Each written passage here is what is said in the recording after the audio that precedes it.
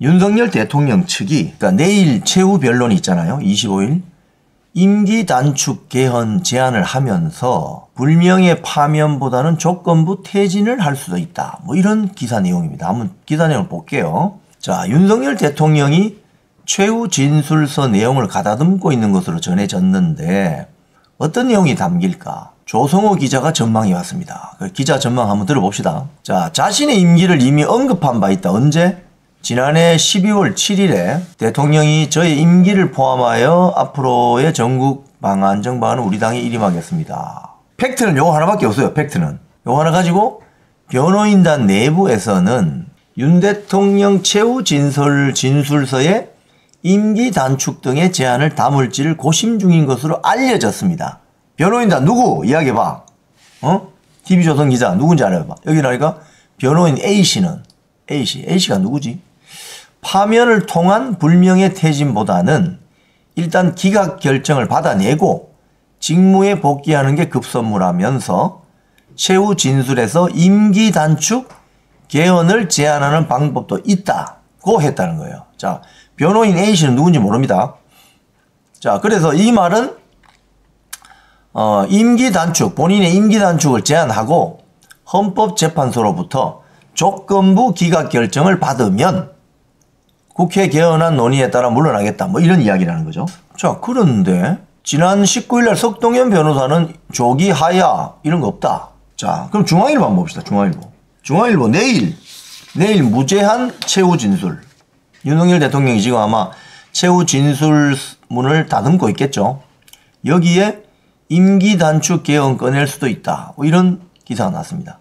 근데 기사 내용을 쭉 보면 TV조선 기사와 유사해요.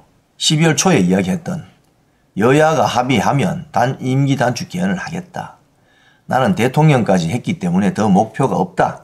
뭐 이런 말을 하나 잡아가지고 윤곽금 변호사는 그렇지 않다. 뭐 이런 지금 중앙일보 기사까지 나왔습니다. 그러니까 TV조선 기사가 어제 저녁 7시에 방송을 하면서 윤석열 대통령이 내일 있을 최후 진술에서 본인의 임기를 단축할 터이니 헌법재판소 재판관들이 조건부 기각을 내려주면 좋겠다. 이런 식으로 쓸 것 같다고 지금 내피셜을 돌리는 거예요. 자, 그런데 윤석열 대통령 측은 이렇게 이야기합니다. 무슨 소리냐? 임기 단축 개헌 제안 검토 보도에 이게 이제 TV조선이 보도하고 또 조선비즈, 이 조선일보 인터넷판이잖아요. 자기는 또 아니라고 또 하네. 이게 그러니까 조선일보하고 TV조선 따로 노나? 같은 조선 미디어 그룹 아닌가요? 왜 따로 노나? 대통령 뜻과 다르다. 이런 윤곽금 변호사의 이야기를 보도하고 있습니다. 윤곽금 변호사 어제 내외신 기자단이라는 단톡방이 있는데 저도 거기 들어가 있습니다. 거기 보면 탄핵을 면하기 위해서 조건부로 무엇을 하겠다는 것은 대통령의 방식이 아니다. 이런 점을 알려드린다. 그런데 여기서 이제 대통령 지금 부인합니다. 그러니까 내일 최후 진술에서 어떤 이야기 할지는 상당히 궁금하죠. 여러분도 궁금하시죠? 그죠? 아마도 최후 진술이니까 최소한 1시간 이상 이야기하시지 않겠습니까? 1시간 이상? 그리고 1시간 이상 이야기하시려면 A4 용지로 해서 거의 뭐 한 20장 이상은 써야 되잖아요. 그러니까 지금 20장 이상 더 나오겠죠. 왜냐하면은 이번 비상계엄의 배경과 취지, 비상계엄의 정당성, 특히 정당성 1번은 민주당의 국정 발목 잡기, 특활비, 특병비, 삭감, 20여 차례 탄핵 소추, 대통령에 대한 탄핵, 하야 운동, 두 번째, 부정선거 규명, 이런 거 아니겠습니까? 그리고 비상계엄 12월 3일 밤 10시 반쯤에 선포하고 나서 해제를 위한 표결 이후에 비상계엄 해제, 적법절차 준수.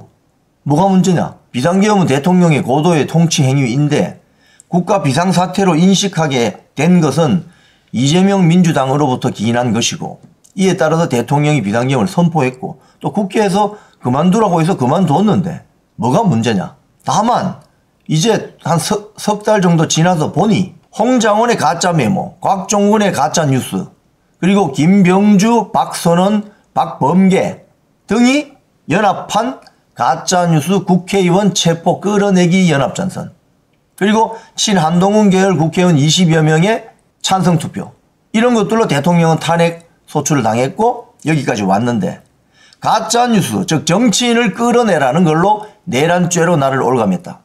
그리고 내란죄는 경찰의 수사권이 있는데 오동훈이 공수처가 나서서 자기들이 총대를 메고 위법, 불법 영장을 마구 남발하면서 결국 알고 보니 우리법 연구의 법조 카르텔이 움직여서 여기까지 왔는데 그 이야기 하면은 헌재에 앉아있는 문영배, 이미선, 정계선은 뜨끔하겠죠. 다들 우리법 연구회, 국제인권법 연구회 소속이니까. 그리고 국회 탄핵소추단, 거기에도 뭐 LKB 등 우리법 연구회. 즉 전국 판사 3,000명 중에 150명밖에 안 되는, 한 줌도 안 되는 세력들이 결국 대한민국 대통령 권력을 무너뜨리기 위해서, 대한민국 헌법을 무너뜨리기 위해서, 헌정체제를 무너뜨리기 위해서 벌인 탄핵 공작이다. 그래서 기각되어야 된다고 주장하시겠죠. 그런데 제가 돌아가서 임기를 조금 줄여서 하겠으니 좀 고려해 주시고 조건부로 기각해 주시고 이렇게 이야기하면 이건 말이 안 맞지 않습니까? 그리고 대통령 쪽에서 보석 석방을 신청한 게 아니라 구속 취소를 신청했잖아요. 보석 석방을 요구하면은 혐의가 인정이 된다는 걸 전제로 하는 것이고, 구속 취소를 요구하면은 인정할 수 없다는 거 아닙니까? 근데 구속 취소를 했잖아요. 임기 단축 그리고 하야를 전제로 한 기각, 조건부 기각은 윤곽근 변호사의 말대로 이건 윤석열 스타일이 아니다. 윤석열 대통령 스타일이 될 수가 없다. 이런 거죠. 자, 그런데 아니 이 이야기가 그럼 언제 나왔냐? 이 이야기가 이미 보십시오. 이게 작년 11월 4일 기사입니다. 여러분. 11월 4일 연합기사입니다. 임기 단축 개헌 띄우는 야권. 법조계에서는 실현 가능성 전망 엇갈린다. 이런 기사가 있어요. 이미. 에? 저 무슨 소리냐? 윤석열 대통령 임기를 내년 5월까지 하고 시민단체, 진보당, 이 급진 좌파들 아닙니까? 퇴진 총걸기 한다. 아니 진보당의 진보당의 김재현 대표 있잖아요. 김재현이는 촛불행동하고 작년 8월 17일부터 시작했어요. 윤석열 퇴진운동. 김민성의 형 김민웅이도 마찬가지고. 촛불행동은 윤석열 대통령 취임하기 전부터 윤석열 퇴진해야 된다 이렇게 했다고요. 근데 그 기사가 이미 비상계엄 이전에 있다고요. 이게 내용 한번 볼까요? 이거 보고 있으면 참 기가 찹니다. 참 이게 보니까 참 우리가 잘 까먹는데 한 번씩 그 지나간 기사를 보면 야 이렇게 이런 어처구니 없는 일이 있었나. 자 보세요. 먼저 야권 내에서 임기 단축 개헌론이 힘을 받는다. 민주당 주류 의원들을 중심으로 임기 단축 개헌 연대 준비 모임이 있었다. 개혁신당에서도 같은 주장이 나왔다. 자 내용을 보면 민주당의 김두관이 조국당의 조국 이는 2026년 지방선거에 대선을 함께 치르는 방식으로 개헌을 추진하자. 그래서 윤 대통령 임기를 1년 단축하자. 취지의 주장을 내놓은 바 있다. 누구 마음대로. 왜? 국민들이 뽑은 대통령 5년짜리 대통령 임기를 왜 니들이 마음대로 줄였다 늘렸다 하자는 거야. 말도 안 되는 거죠. 또 준비 모임 의원들은 여기서 한 발 더 나가. 윤 대통령 임기를 2년 단축해서 2025년 5월 그러니까 올해 5월까지. 이게 지금 뭡니까? 결국은 이게 지나고 나서 봤더니 윤석열 대통령 퇴진 운동이었던 거지. 그죠? 이 모임에 참여하고 있는 민영배는 저 광주 쪽 의원입니다. 뭐 전남일보 기자 출신인가 하는데 뭐 상당히 보니까 편파적이고 아주 그 동네 말로 거시기해요. 민영배 뭐라고 했느냐? 헌법 부칙을 우선 개정해서 임기를 단축할 수 있다. 조기 퇴진을 이뤄낸 뒤 4년 중임제 도입 등 전반적인 개헌 논의를 하자. 조기 퇴진이 뭐예요 지금? 얘들이 말하는 그거 아닙니까? 윤석열 대통령 탄핵. 구체적인 방법은 엇갈리고 있지만 야권 내에서는 임기 단축 개헌론에 대해 윤석열 대통령 퇴진을 앞당길 수 있으면서도 탄핵보다 실현 가능성이 큰 카드. 뭡니까 이게? 개헌을 전제로 한 하야를 이야기하는 거죠. 이게 비상계엄 이전부터 있었다니까요. 있었어요. 왜냐? 현직 대통령을 탄핵하느냐는 정치적 부담인데 이게 박근혜 정권 때도 똑같았습니다. 박근혜 정권 때도 그 민주당 측에서 야 어떻게 이거 현직 대통령을 탄핵하냐. 부담된다. 그래서 처음에 나온 말이 하야시켜야 된다. 그래서 그때 우상호 손혜원 등 이런 TF가 있었잖아요. 하야시키는 게 맞다. 자진 하야. 그래야 부담이 적다. 하면서 우상호가 뒤에 언론에서 밝히잖아요. 새누리당 의원들 꼬셔와야 된다. 이번에도 마찬가지입니다. 이번에도 우상호가 그 뒤에 최근에 인터뷰한 거 보면 그거 나오잖아요. 민주당의 탄핵 이거 너무 성급하다. 국민의힘 당의 국회의원 최소 10명 정도를 미리 꼬셔와야 된다. 꼬셔놓고 비밀리에 잡아놓고 탄핵 작전을 시작해야 된다. 이렇게 이야기했잖아요. 이 자들이 똑같습니다. 하는 행태가. 똑같습니다. 자, 그래서 처음에는 탄핵보다는 하야로 가야 된다. 왜? 탄핵안이 인용되지 못하고 기각되면은 야당이 역풍 맞는다. 그래서 이렇게 가야 된다. 조국당과 진보당은 임기 단축 개헌보다는 윤석열 대통령에 대한 탄핵을 전면에 내세우고 있다. 실제로 진보당 김재현이는 윤석열 정권 퇴진 총궐기 집회에 참석하기로 했다. 그죠? 여기에 누가 나옵니까? 박서군 전국민중행동 공동대표, 양경수 민노총 위원장, 손민웅이 김민석 민주당 최고위원 형, 이 사람들이 뭡니까? 이렇게 이야기하죠. 윤석열 정권을 끌어내리고 사회 대개혁을 위한 첫 번째 퇴진 광장을 열어낼 것이다. 이런 식으로 해왔다는 거예요. 그동안. 그런데 문제는 이거예요. 헌법이 어떻게 되어 있느냐? 헌법 제128조는 대통령의 임기를 연장하거나 또는 중임 변경을 위한 헌법 개정은 헌법 개정 제안 당시에 대통령에 대해서는 적용되지 않는다. 이게 있어요. 헌법과 충돌한다는 거예요. 결국은 이게. 그런데 임기 단축의 경우에는 특별한 언급이 없어요. 임기를 줄이는 거는. 임기를 늘리는 거나 한 번 더 대통령이 할 수 있다 하는 헌법 개정은 그 해당 대통령에 대해서는 인정이 되지 않는데 임기를 줄이는 경우에 대해서는 특별한 언급이 없기 때문에 이 해석하기 나름이라는 거예요. 해석하기 나름. 결국 임기에 관한 규정은 대통령 장기 집권을 막는다는 측면에서 임기를 늘리거나 한 번 더 할 수 있다는 것은 그 해당 대통령에게는 해당이 안 된다고 되어 있지만 임기를 줄이는 것에 대해서는 없다는 거예요. 언급이. 그래서 이게 헌법 충돌이 생길 수 있다. 즉 내용을 다시 종합하면요. 비상계엄이 선포되기 이미 훨씬 전부터 민주당과 진보당, 촛불행동 이 세력들은 윤석열 대통령을 임기 중에 내쫓으려고 구상을 하고 있었습니다. 아시는 것처럼. 특히 작년 8월에 김민석이 비상계엄 설이 있다라고 이야기하는, 그리고 촛불행동은 이미 대통령 임기 취임 이전부터 시작을 했었고, 그리고 계속 윤석열 정권에 대한 어떤 비판의 어떤 뉴스를 만들어내면서 윤석열 대통령의 조기 퇴진을 명분을 축적해 왔던 거죠.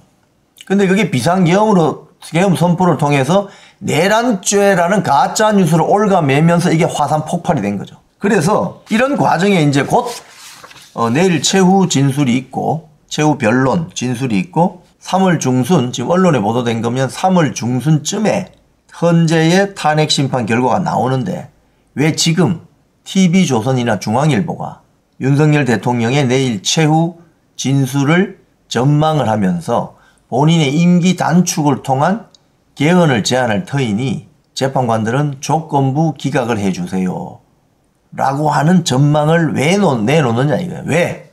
지금 TV조선과 중앙일보 이게 뭡니까? 선전선동이죠. 선전선동. 사실 언론은요, 정치인이 선거를 앞두고 제일 취약할 때잖아요. 그때 언론이 힘을 씁니다. 사실은. 왜? 언론, 정치인의 입장에서는 한 표라도 더 얻어야 되는 아주 절박한 심정이고, 언론은 한마디 떠들어버리면은 그 해당 정치인 표를 소위 말해서 벼슬 동양벼슬이라고 하잖아요. 정치인들을 동양벼슬. 표를 구걸하는, 어떻게 보면 거지와 같은 표를 구걸하는 동양벼슬. 근데 그 표를 구하러 다닐 때 제일 취약할 때 언론은 무시무시한 위력을 발휘하죠. 그래서 정치 오래 한 사람일수록 언론하고 잘 친화적으로 지내려고 하죠. 근데 언론이 제대로 이야기 안 하고 이런 장난을 칠 때 과감하게 맞서는 정치인들이 대한민국에 별로 없습니다. 조선일보하고 전쟁 벌였던 노무현 정도? 별로 없습니다. 지금 국민의힘 쪽에 언론하고 전쟁하는 누가 있어요? 아마 그 대전 집회 갔을 때 제가 말씀드린 지금 대전시장 이장우 시장 정도, 그 민노총 MBC하고 지금 싸우고 있잖아요. 그러니까 언론하고 불편하면 정치인들은 좀 불편하죠, 사실. 그런데 그 언론이 정상적인 언론일 때는 문제가 없겠으나 서로 양해가 가능하고 이해가 가능한데 이게 정상적이지 않고 민노총 언론노조에 완전히 스피커 확성기 역할을 한다. 대한민국을 때려 부수려고 하는 언론이다. 이러면 그건 언론하고 전쟁을 해야 되는 겁니다. 그렇지 않아요?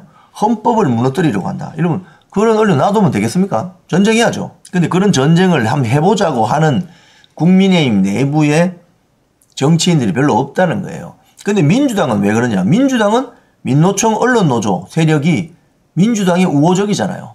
선거 때마다 정책 협약식 맺잖아요. 민노총 언론노조가. 그러니까 한 몸이 어떻게 보면 떨어져 있는 것 같지만 한 몸이에요. 결정적인 순간에는.